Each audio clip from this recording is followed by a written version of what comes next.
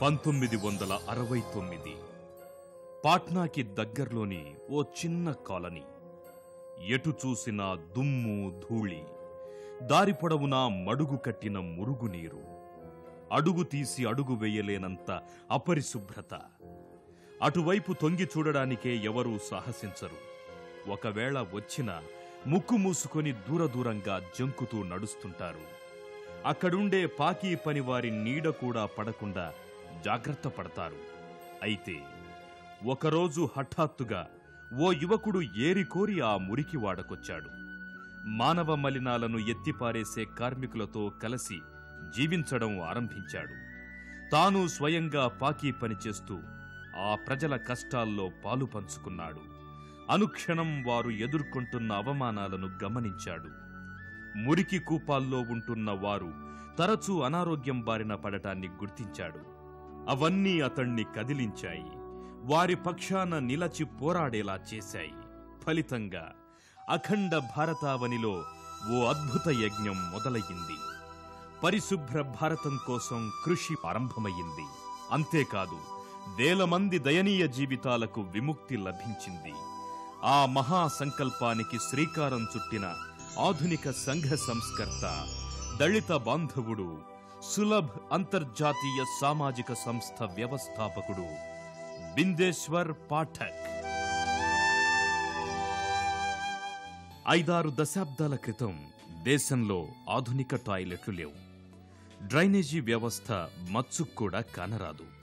మానవ విసర్జితాల ఎత్తివేత, తరలింపునకు ఎటువంటి పరికరాల సాయం ఉండేది కాదు. పొద్దున్నే పాకీ పనివారు ఇంటింటికి వచ్చేవారు. మానవ మలాన్ని ఎత్తి నెత్తిన పెట్టుకుని ఊరి చివరకు తరలించేవారు. వారికి ఆలయాల్లోకి ప్రవేశం లేదు. ఊరి చివర బస్తీలే నివాసం. అంతేనా? సాటి మనిషిగా ఇసుమంత గౌరవం దక్కేది కాదు. ఆ ప్రపంచాన్ని చూసిన బిందేశ్వర్ పాఠక్ ఎవరో వస్తారని, ఏదో చేస్తారని ఎదురు చూడలేదు. 25 ఏళ్ల వయసుకే పరిశుభ్ర భారతావని కోసం తన వంతు ప్రయత్నాలు ఆరంభించాడు. అందుకోసం యావత్ జీవితాన్ని అంకితం చేశాడు. బీహార్లోని సనాతన బ్రాహ్మణ కుటుంబంలో బిందేశ్వర్ జన్మించాడు. ఇంట్లో ఆచార వ్యవహారాలు తూచా తప్పకుండా పాటించేవాడు. ఆయన మాత్రం చిన్నప్పటినుంచి అందరూ సమానం అన్నట్లు వ్యవహరించేవాడు. అది గమనించిన అమ్మా నాన్నలు ఇంట్లో పనివాళ్లకు దూరంగా ఉండాలి, వారిని తాకకూడదు, ఒకవేళ ముట్టుకుంటే ప్రాయశ్చిత్తం చేసుకోవాల్సి ఉంటుంది అని హెచ్చరించారు. బిందేశ్వర్ వాటిని పట్టించుకోలేదు. ఓసారి ముట్టుకుంటే ఏం జరుగుతుందో చూద్దాం అనుకున్నాడు. ఓ రోజు కావాలని పని మనిషిని వెళ్లి తాకాడు. దాంతో ఇంట్లో పెద్ద గొడవ. అదే భవిష్యత్తులో అతన్ని పాకీ కార్మికుల సంక్షేమానికి కట్టుబడేలా చేసింది. బిందేశ్వర్ చదువులో చురుకుగా ఉండేవాడు. అంకిత భావంతో ఆ కార్యాన్ని చేపట్టారు. ఎక్కడో ఉండి తూతూ మంత్రంగా పరిశీలన జరపలేదు. స్వయంగా పాట్నా సరిహద్దుల్లో ఉన్న పారిశుధ్య కార్మికుల కాలనీ బేతియాలో మకాం పెట్టాడు. 3 నెలలు వారి మధ్యనే ఉన్నాడు. భాంగీ కులస్తుల బతుకుల్ని ప్రత్యక్షంగా చూశాడు. ఆ సమయంలోనే బిందేశ్వర్ అనేక విషయాలు గుర్తించాడు. స్వతంత్ర భారతావనిలో ఇంకా 80% ప్రజలు బకెట్తో ఎత్తిపారేసే లాట్రిన్లను వాడటం, అవీ లేక గ్రామీణ మహిళలు కాలకృత్యాల కోసం చీకటి వేళల్లో ఊరి చివర నిర్జన ప్రదేశాలకు వెళ్లడం, పట్టపగలు మరుగుదొడ్డికి వెళ్లే వసతి లేక కడుపు ఉగ్గపట్టుకుని చీకటి పడేదాకా నరకం అనుభవించడం, ఇవన్నీ బిందేశ్వర్ దృష్టికొచ్చాయి. అంతేకాదు, మహిళలు దాని మూలంగా అనారోగ్యానికి గురవుతున్నట్టు ఆయన శోధనలో వెల్లడయ్యింది. పరిశుభ్రత పాటించకపోవడం వల్ల డయేరియా, అతిసార, కలరా లాంటి వ్యాధులు ప్రబలి ఏటా 5 లక్షల మంది చిన్నారులు మరణిస్తున్న విషాదాన్ని కూడా డాక్టర్లు ఈ సందర్భంలో ఆయనకు తెలిపారు. Sanitation sector as a mission of my life. పారిశుధ్యమే నా జీవిత లక్ష్యం. పర్యావరణం, పరిశుభ్రత అంశాలకి నా జీవితాన్ని అంకితం చేశాను. భారతీయుల్లో పరిసరాల పరిశుభ్రం కొరవడింది. ఆ సంస్కృతిని పెంపొందించాలి. ఇక్కడ ప్రజలు పరిశుభ్రంగా కనపడతారు, కానీ పరిసరాలను పట్టించుకోరు.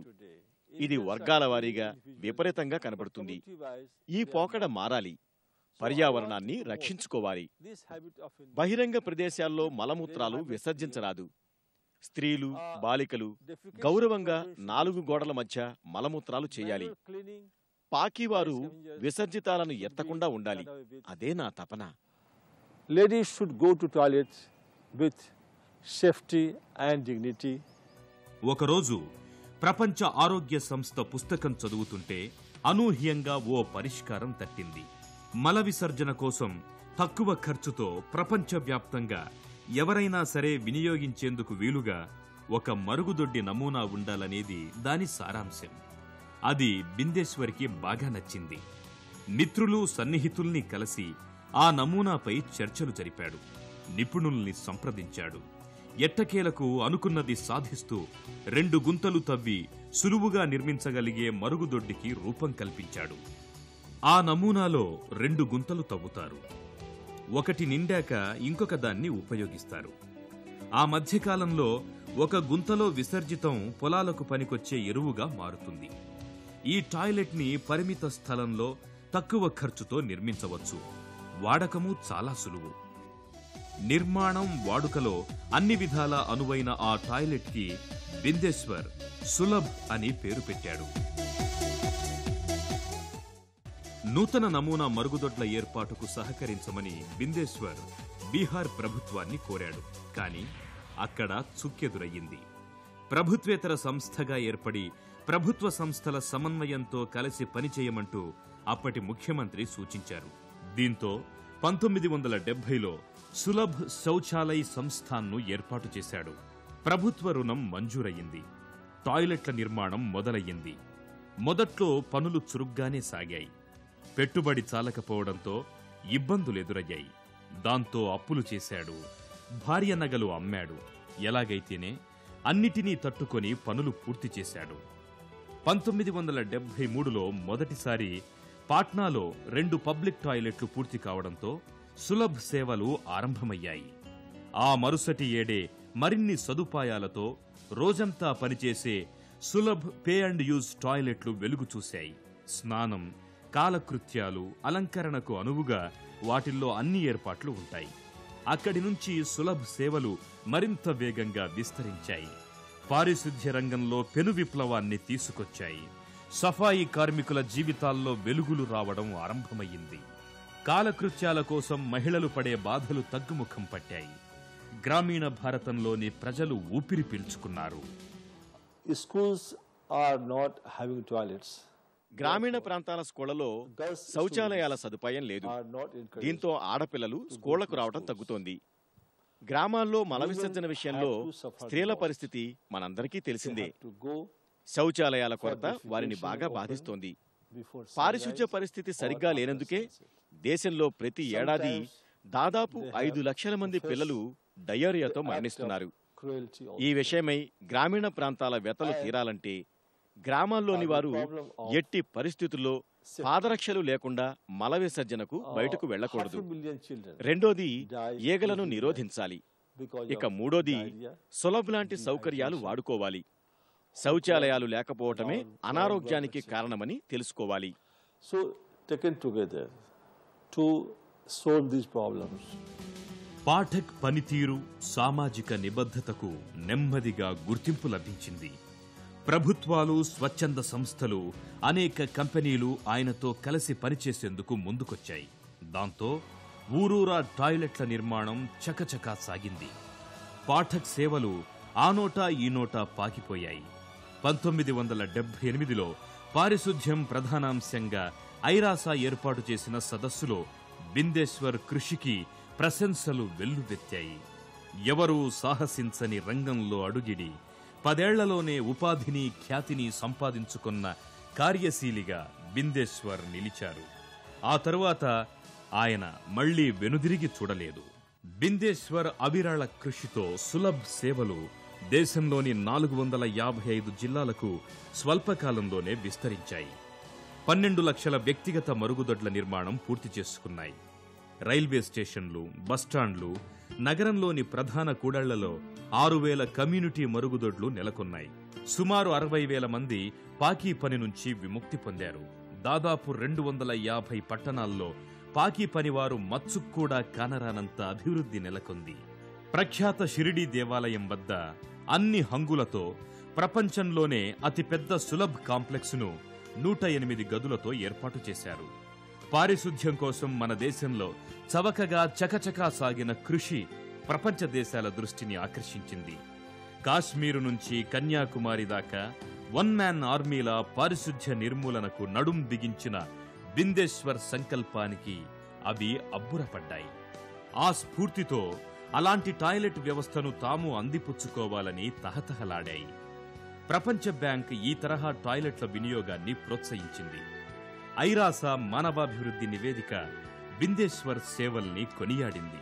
దాంతో ఆయన ఖ్యాతి ఖండాంతరాలకు పాకింది. దేశదేశాలకు ఆయన సేవలు విస్తరించాయి. నేపాల్, భూటాన్, బంగ్లాదేశుల్లో సులభ్ సేవలు అందుబాటులోకొచ్చాయి. సులభ్ గాడిలో పడిందని భావించాక బిందేశ్వర్ దానికి అనుబంధంగా ఇతర కార్యక్రమాల ఆరంభానికి శ్రీకారం చుట్టారు. 1964లో మానేసిన చదువు కొనసాగించాడు. పారిశుధ్య రంగాన్ని పరిపుష్టం చేసే దిశలో అధ్యయనం సాగించి డాక్టరేట్ డిగ్రీ సాధించాడు. మానవ విసర్జితాల్ని బయోగ్యాస్గా మార్చడానికి, వ్యర్థజలాన్ని శుద్ధి చేయడానికి సులభ్ నేతృత్వంలో నిరాటంకంగా పరిశోధనలు జరిగాయి. ఎట్టకేలకు అవి ఫలించాయి. 1982లో మొదటి బయోగ్యాస్ కేంద్రం పనిచేయటం ఆరంభించింది.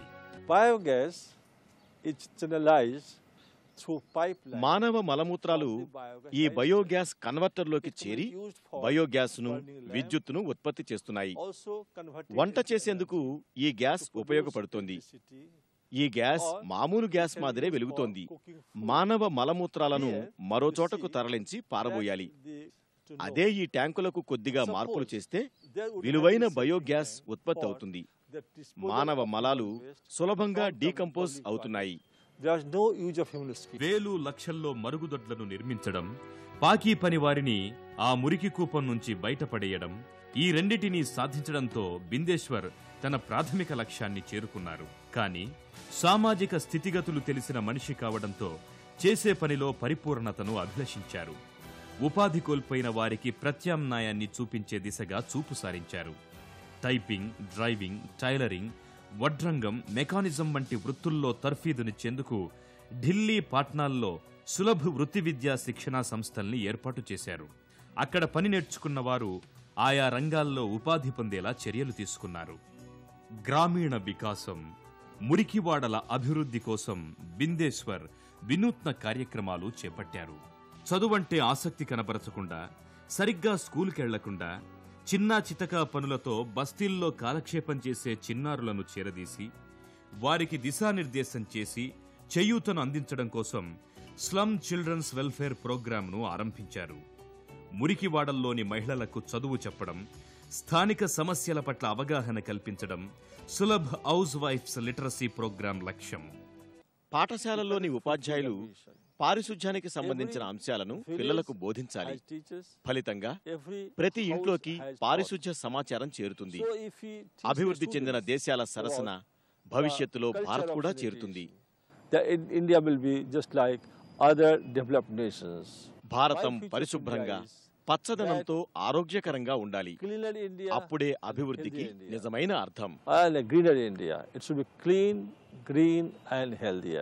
పాకీ పని వారిని సమాజంలో వైస్రాయిల కన్నా గొప్పవారిగా చూడాలన్న బాపు స్ఫూర్తిని బిందేశ్వర్ అనుసరించారు. పాకీ కార్మికుల హక్కులు, సామాజిక గౌరవం కోసం అనేక కార్యక్రమాలు చేపట్టారు. 1988లో 100 మంది పాకీ కార్మికులను వెంట తీసుకుని రాజస్థాన్లోని నాథ్ ద్వారా దేవాలయంలోకి ప్రవేశించారు. అక్కడ పూజలు జరిపించారు. ఆ సమయంలో ఎదురైన అవాంతరాలకు ధీటుగా బదులిచ్చారు. వెనుకబడిన తరగతుల వారితో ఢిల్లీ, పాట్నాలలో సహపంక్తి భోజనాలు ఏర్పాటు చేశారు. దేశంలోని ప్రతి ప్రముఖ వ్యక్తి కనీసం ఒక పారిశుధ్య కార్మికుడి కుటుంబాన్ని దత్తత తీసుకోవాలంటూ 1993లో బిందేశ్వర్ ఓ ప్రతిపాదన చేశారు. దత్తత తీసుకున్న వారు ఆ కుటుంబాల బాగోగులు చూడాలి. వారి పిల్లల చదువు, సంధ్యలు, పెళ్లిళ్ల వంటి బాధ్యతల్లో పాలు పంచుకోవాలి. ఆ కుటుంబాలతో తరచూ రాకపోకలు సాగించాలి. దాంతో వారి ఆత్మవిశ్వాసం పెరుగుతుంది, సామాజిక గౌరవము ఇనుమడిస్తుందని ఆయన అసలు ఉద్దేశం. అది సత్ఫలితాలనిచ్చింది. రాజకీయ నాయకులు, న్యాయమూర్తులు స్వచ్ఛంద సేవకులు ముందుకొచ్చారు. పరిశుభ్రత, అక్షరాస్యత, వ్యక్తిత్వ వికాసం వంటి వాటిల్లో వెనుకబడిన వర్గాల్లో చైతన్యం తెచ్చేందుకు బిందేశ్వర్ ప్రత్యేక కార్యక్రమాలను అమలుపరిచారు. అవగాహన శిబిరాలను ఏర్పాటు చేశారు. కొద్ది మందికే వాటి వినియోగం పరిమితం కాకూడదన్న తలంపుతో ఢిల్లీలో కార్పొరేట్ స్థాయికి తీసుకొని ఇంగ్లీష్ మీడియం స్కూల్ను ఆరంభించారు. అక్కడ సిబిఎస్ఈ సిలబస్ను బోధిస్తారు. 60% సీట్లు పాకీ పనివారి పిల్లలకు కేటాయించారు. వారి పుస్తకాలు, ఫీజులు, యూనిఫామ్ పూర్తిగా ఉచితం. స్కూళ్లలోనే పిల్లలకు మధ్యాహ్న ఉచిత భోజన వసతిని కల్పించారు. దేశంలోని అనేక కళాశాలల్లో సోషల్ వర్క్ కోర్సును బోధిస్తున్నారు. అయితే ఇక్కడ ప్రాక్టికల్ సోషల్ వర్క్ నేర్పిస్తాము. థియరీతో పాటు సమాజ సేవ చేయటం కూడా ఇక్కడ నేర్పుతాం. ఇది London school of economics, Delhi economics తరహాలో ఉంటుంది. Like Delhi School of Economics, this will be this very good university. 4 దశాబ్దాలుగా పారిశుద్ధ్య రంగానికి బిందేశ్వర్ పాఠక్ అందిస్తున్న సేవలకు అనేక జాతీయ, అంతర్జాతీయ అవార్డులొచ్చాయి. ఐరాసతో సహా అనేక ప్రముఖ సంస్థల సత్కారాలు ఆయన్ని వరించాయి.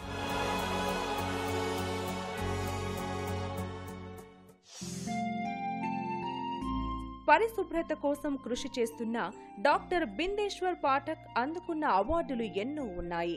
1984లో కేపీ గోయంకా నేషనల్ అవార్డు వీరికి లభించింది. 1991లో భారత ప్రభుత్వం పద్మభూషణ్తో వీరిని గౌరవించింది. 1992లో దివంగత పోప్ జాన్ పాల్ నుండి ఇంటర్నేషనల్ సెయింట్ ఫ్రాన్సిస్ ప్రైజ్ అందుకున్నారు. 1994లో ఇందిరాగాంధీ ప్రియదర్శిని పురస్కారం, 1999లో సమాజ్ రత్న అవార్డును అందుకున్నారు. ధరిత్రి పరిరక్షణకు గాను 2003లో గ్లోబల్ 500 పురస్కారం పొందారు. 2006లో వన్ ఇండియా వన్ పీపుల్ సత్కారాన్ని వీరు అందుకున్నారు. 2007లో బ్రసెల్స్ ఎనర్జీ గ్లోబ్ అవార్డు సొంతం చేసుకున్నారు. 2009లో ప్రఖ్యాత స్టాక్ హోమ్ వాటర్ ప్రైజ్ అందుకుని అరుదైన వ్యక్తిగా నిలిచారు డాక్టర్ బిందేశ్వర్ పాఠక్. 2010లో ఆయనకు బీహార్ రత్న అవార్డు వరించింది. 2013లో మద్రాస్ రోటరీ క్లబ్ పాఠక్కు లైఫ్ టైమ్ అచీవ్మెంట్ అవార్డు ప్రదానం చేసింది. 2014లో journalist association of electronic and print media వారు ఆయనను దివంగత మదన్ మోహన్ వర్మ స్మృతి సమ్మాన్తో గౌరవించారు. 2015లో సర్దార్ వల్లభాయ్ పటేల్ ఫౌండేషన్ వారి సర్దార్ పటేల్ అవార్డు దక్కింది. 2016లో వరల్డ్ హెల్త్ ఆర్గనైజేషన్ ఆయనకు పబ్లిక్ హెల్త్ ఛాంపియన్స్ అవార్డు అందించింది. 2017లో Swadeshi science movement of India Bindeshwar పాఠక్కు స్వదేశీ విజ్ఞాన్ పురస్కారం ప్రదానం చేసింది. బిందేశ్వర్ పాఠక్ సేవలు మన దేశానికే పరిమితం కాలేదు.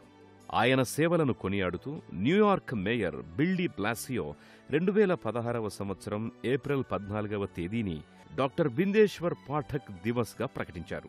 పాఠక్ మన దేశ ప్రధాని నరేంద్ర మోదీ జీవితంపై ఓ పుస్తకం రచించారు. మేకింగ్ ఆఫ్ ఏ లెజెండ్ పేరిట మోదీ జీవిత చరిత్ర 2017 జూలై 12న న్యూఢిల్లీలో ఈ పుస్తకావిష్కరణ కార్యక్రమం జరిగింది.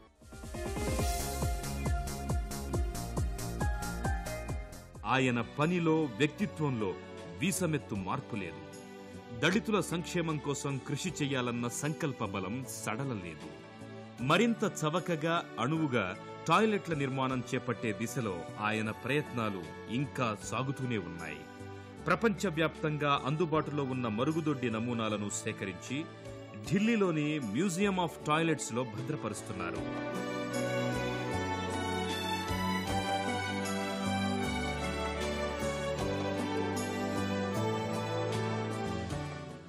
అఖండ భారతం పరిశుభ్రంగా ఉండాలి, సుందర నందనవనంగా శోభిల్లాలి, ప్రతి ఒక్కరికి సామాజిక గౌరవం దక్కాలి.